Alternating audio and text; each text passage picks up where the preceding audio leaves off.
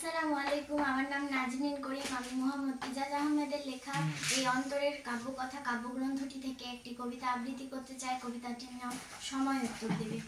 কেউ যদি মিথ্যা অপবাদ দেয় তোমাকে, তবে ধৈর্য ধরো, সময় উত্তর দেবে। কেউ যদি তোমাকে উপহাস করে, ব্যঙ্গ করে, হেসে চলে এসো, সময় উত্তর দেবে। কেউ যদি তোমাকে ছোট করে, বিদ্রূপ করে, রেগে যেও না, হেসে চলে এসো। কেননা সে বা তারা মজা নেওয়ার জন্য তোমাকে নির্বাচন করে, আগে থেকে পরিকল্পনা করে। তাদের পরিকল্পনা ব্যর্থ করে দাও হেসে চলে এসে। যারা তোমাকে হাসি ঠাট্টা করছে ছোট তোমাকে লোকের সামনে, মনে রেখো তারাই সত্যিকারের ছোট, মূর্খ। জ্ঞানীরা কখনো কাউকে বিদ্রূপ করে না কাউকে হেলা। মনে রেখো তুমি তাদের থেকে বেশি কিছু অর্জন পেরেছো করতে, তাই তোমাকে নিয়ে তারা ভাবে।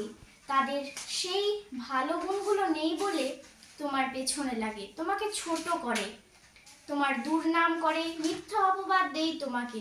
যেন পচা জিনিসের কথা কেউ বলে না, কেউ করে না আলোচনা। তোমার কেউ সমালোচনা করলে যেন তুমি কিছু হতে পেরেছো, তোমার কথার বিকৃত দেখেও করে নাও সহ্য, সময় উত্তর দেবে।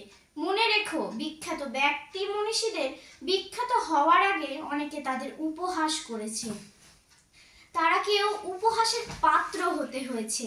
সেই উপহাসকারীদের সময় উত্তর দিয়েছে, তোমার ক্ষেত্রেও সময় উত্তর দেবে। আসসালামু আলাইকুম।